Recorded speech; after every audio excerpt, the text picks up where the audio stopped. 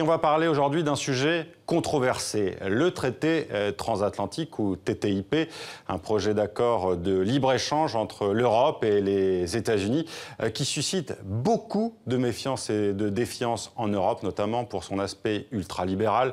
Voici 2 ans qu'il est en cours de discussion qui ont encore une fois achoppé début juillet. On en parle avec vous, Michel Mussolino. Merci d'être le grand témoin de ce 64 minutes. Merci à vous. Vous êtes économiste, vous avez publié de nombreux livres, dont Le Trader et la ménagère, mais aussi L'économie pour les nuls. Donc vous allez nous éclairer évidemment sur ce sujet. D'abord, selon vous, ce traité transatlantique, pourquoi il a du mal à aboutir ? Parce que tout d'abord, il est extrêmement complexe. Il comprend, enfin pour ce qu'on en sait, puisque les négociations se déroulent à huis clos, on va en parler. Et elles ont commencé à huis clos. On a un peu plus de renseignements depuis l'année dernière, mais enfin, c'est toujours assez mystérieux. Et comme on est en pleine négociation, il y a par exemple des points qui disparaissent, qui réapparaissent, comme l'exception culturelle, par exemple, qui a été mise de côté, parce que justement, là, on avait des problèmes sérieux. Donc, c'est complexe parce qu'il y a énormément de thèmes, et bien évidemment, c'est extrêmement sensible parce que ça touche des points auxquels les Français, notamment, et les Européens en général, sont extrêmement attachés. Et sur lesquels on va revenir dès maintenant. Avant d'aller plus loin, je voudrais que nous regardions justement l'extrait d'un reportage de nos confrères de France 2 qu'ils avaient réalisé l'an dernier et qui explique de façon assez synthétique ce qu'est ce traité. Regardez. Un accord de libre-échange entre les États-Unis, 315 millions d'habitants, et l'Union européenne, 500 millions. Un marché sans barrières qui représente 40% du commerce mondial. S'il est signé, ce traité concernera l'agriculture, l'industrie, l'énergie, les produits chimiques, la santé, mais aussi les appellations comme Roquefort ou Champagne. Et dans la région de Bordeaux, la peur des vignerons, c'est que les États-Unis obtiennent le droit d'utiliser le terme château. La notion de château est une notion typiquement bordelaise, associée à la notion de cru de Bordeaux. Et je pense que les Américains, s'ils veulent développer leur marque, ont mieux à faire que de venir puiser dans notre patrimoine. Un grand château made in USA, un cauchemar que les Bordelais n'espèrent jamais voir. Dans notre vie quotidienne, le traité transatlantique aura, c'est sûr, de nombreuses conséquences. Ces détracteurs affirment que les États-Unis exporteront chez nous leurs poulets désinfectés au chlore, leurs fruits et légumes OGM et surtout leurs bœufs aux hormones. À fort enjeu, des nouveaux élus. Voilà, on le comprend, Michel Mussolino, il y a beaucoup d'inquiétudes autour de ce traité. Est-ce que ces inquiétudes, notamment la viande lavée au chlore, les OGM, les poulets aux hormones, est-ce que c'est une crainte fondée ? Bien sûr. Il y a dans les thèmes négociés, il y a le problème des normes. Et on sait que l'Europe a beaucoup fait pour la santé des consommateurs, pour la protection de l'environnement. Aux États-Unis, on n'a pas réellement les mêmes préoccupations. Et là, l'enjeu du traité, ça serait de faire en sorte que ces normes deviennent compatibles. Ça me paraît extrêmement... Culturellement, c'est presque impossible, non ? C'est quasiment impossible. C'est quasiment impossible parce que, ne serait-ce que pour les méthodes de production agricole, on est vraiment un milieu des deux côtés de l'Atlantique. Quelles conséquences dans la vie des gens concrètement aurait ce traité, notamment en Europe ? Alors, ce qu'on dit généralement, c'est l'avantage du libre-échange général, c'est la baisse des prix, le développement de certaines activités. La libre activités. Concurrence. Voilà, tout ce qu'on sait depuis le deuxième après-guerre. Maintenant, le problème est de savoir si on est prêt à renoncer à une culture européenne pour profiter d'une baisse des prix qui ne pourrait être que limitée de toute manière. Et marginale.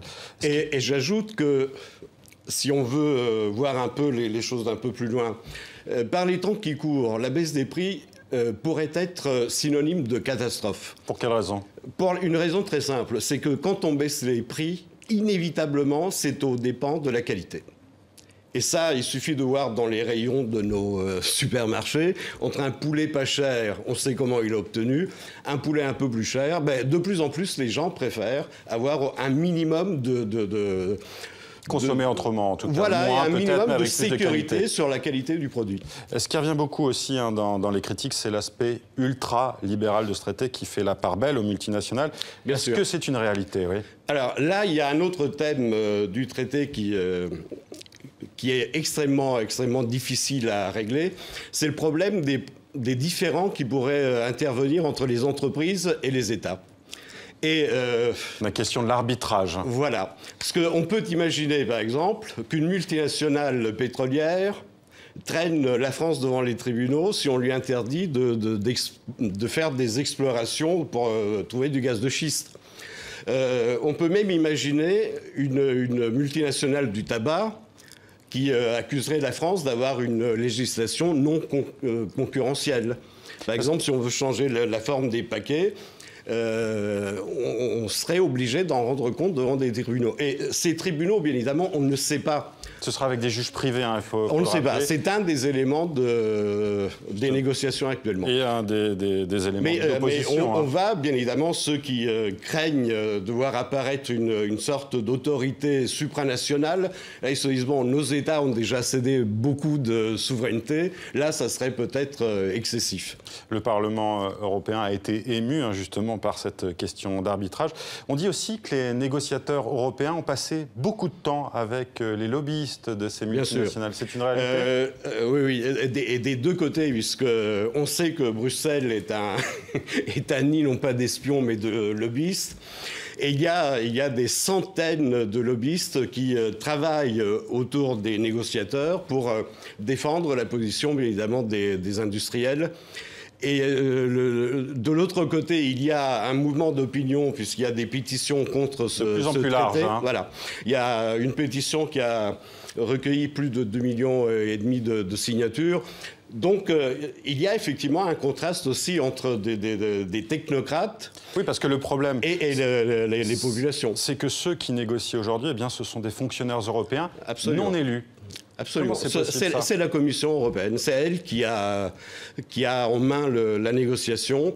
Et le Parlement se contente, si je puis dire, d'accepter ou pas que les négociations continuent. Et au mois de juillet de cette année, le mois dernier, on a par un nouveau vote consenti que les négociations se poursuivent. Oui, c'est ça. Elles continueront à l'automne. Et la commissaire européenne du commerce a dit qu'elle était plutôt optimiste. Elle a dit que les négociations allaient s'accélérer. Oui, on attend un round de négociations pour le mois d'octobre, mais il faut être réaliste. Les problèmes sont tellement énormes, je pense qu'on en a encore pour quelque temps.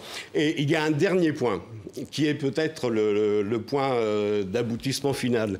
C'est que si le traité était un simple traité commercial, il n'aurait pas besoin d'être adopté par les parlements nationaux. Or, de plus en plus, on a l'impression que ce traité va être un traité mixte, c'est-à-dire qu'il y a une autre dimension que la dimension commerciale. Si c'est un traité mixte, il devrait être soumis au vote des parlements nationaux. Et là, bien évidemment, il y a peu de chances que tous les parlements européens acceptent. Il y aura certainement aussi beaucoup de pression de la part des États-Unis. Barack Obama est très favorable à ce traité et il est en fin de mandat. Est-ce que vous pensez que la pression américaine va se faire de plus en plus forte? Alors, Obama a un autre chantier, c'est un autre traité si je puis dire, le traité transpacifique avec le Japon. Dont les négociations ont avorté cette semaine à Hawaï. Qui continue encore. Et là aussi, les Japonais ont des domaines dans lesquels ils ne veulent absolument pas céder, notamment leur bœuf. Pour eux, c'est un produit sacré au sens culturel et économique du terme. Et donc, même avec le Japon, il risque d'y avoir des problèmes. Donc c'est compliqué pour ces traités de libre-échange au niveau de l'Atlantique et du Pacifique, on le comprend. Merci Michel Mussolino d'avoir été le grand témoin de ce 64 minutes. Merci à vous. Et nous avoir éclairé sur ce traité transatlantique.